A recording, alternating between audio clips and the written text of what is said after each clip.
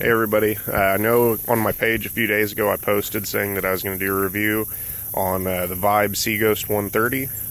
So I'm going to do a quick walkthrough of the boat and then get it out on the water and kind of talk about some of how it paddles and how it controls with the rudder. I'm just going to do a quick walkthrough of the boat, kind of show you some of the features up close. So starting up here at the front of the boat, you've got your drain plug, and you've also got a front handle. The handles on this boat are all solid handles. You got one on the front, one on the back, and then one on each side. The cool thing with Vibe that I've been super impressed is their customer service. So they found out that like these handles like this one that are the soft plastic, they're having issues with them breaking. So instead of waiting until the next season to release a boat with the fix for that, they actually went ahead and made harder handles that all you have to do is send them a warranty claim and they'll send you new ones. Mine are actually already on the way. Took me a couple of minutes to send that in. Working with Joshua Thomas and Walt from Vibe has been really easy, really great experience. So far so good as far as any kind of issues coming up, getting it taken care of through that company. So thank you guys for the customer service. Heading back a little bit, you've got bungee here for putting your paddle if you're not wanting to use the side paddle holders, which is a nice feature. You've got a front hatch here that's locking, so it opens up. You've got a liner. The liner moves out so you can fit more stuff in there, and as you can see, you got quite a bit of space inside the hole for camping gear, extra fishing tackle, rain gear, whatever you want. It's nice having that liner straight from the manufacturer, because any of your small stuff that you want to put in there, you don't have to worry about it sliding to the back of the boat and then trying to dig it out later. So that's a really awesome feature. Moving back a little bit, you can see here we've got slide tracks on each side. They're aluminum slide tracks. Quite a bit of mounting options there. You have a big open hatch similar to the Old Towns, except this one actually has a floor in it. So I have like my worm binder in there, my battery, scale, pliers, also put my phone and wallet in there. I can put it down and then clip it shut. That way it's all nice and contained.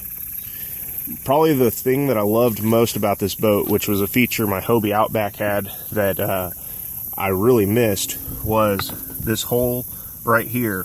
So what this hole is it's for running your transducer. On the bottom side of this boat, there's a plastic plate that you can mount your transducer under so that it's fully protected from the bottom. So dragging on the rivers, stuff like that, I don't have to worry about banging up that transducer. The really cool thing about this boat is on the bottom side of the boat under that plate was 4 1/4-20 pre-mounted nuts, so that all I had to do is basically screw my transducer to the bottom and it was ready to go. I didn't have to worry about fabricating anything or buying a scupper plug transducer kit or anything like that. I literally just took the metal bracket that came with my transducer and screwed it to the bottom side of the boat, and it was ready to go. And there's quite a bit of space in there for running bigger transducers too. The one on this Elite X is pretty big, and there was plenty of room for it. So that was a really great feature to this boat that made it easy for rigging. Obviously, I got this nice flat panel here, so later if I decide to drill some holes that are going to be permanent, I can hide these wires real easily. For now, though, I like to use a boat for a while before I start doing anything permanent that I can't really undo very easily. Heading to the back here, we've got a nice suspension style seat. This was one of the features that got me really excited when I saw this boat coming out, was just that it has a really nice seat. It's a high-low design, so you've got 2 different notches here, so you can do a low setting or a slightly higher setting, which is nice. Seat does not sit real high though, so don't expect to be sitting 10-12 inches off the deck, but it's a nice fishing platform, gives you a good comfort. Really got no complaints on that. You do have on each side you've got a spot for your paddle with bungee to keep it secure, or if you want to put like a parking pole or something like that. Really cool thing here is you have these notches here for actually 3600 Plano boxes. I don't have any right now. I normally just use the 3700s, but I probably will buy some 3600s because whenever I want to go on a creek or a river trip, I can leave my crate at home, put a 3600 on each side, have my plastics inside my hatch there, and I got basically everything I need to do for the creek that day, which will be a nice easy thing to do, make it a lot easier to fish. Heading to the back here, you have a nice big locking round hatch. It also has a liner that comes out. You can see there you got storage. That way, if you're going on camping trips and stuff, you got another access point to put stuff. You do have, comes with two flush mount rod holders, 45-degree angle, which is nice, and it does have the gaskets on top there, so you can leave those shut so water doesn't splash inside. And then coming to the back here, you have aluminum slide track, like in the front, a lot of space to still mount more hardware. You have a big open tank hole in the back, so you can put your crate, cooler, or whatever on the back. So that's a really nice feature as well. And then, of course, your rudder. Still amazes me that you're getting a 13-foot boat, 550-pound weight capacity. Boat only weighs 74 pounds with the seat and everything. Comes with a rudder, comes with flush mounts, seat and all that.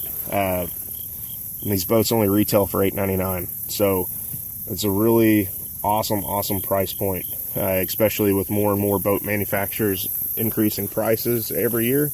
It's nice to be able to find a really well thought out boat with a ton of features for a really great price point. Couple of things that I will say criticism wise.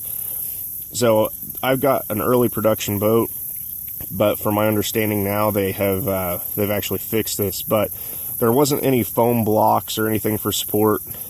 So like this area here under my seat, that floor had a lot of flex.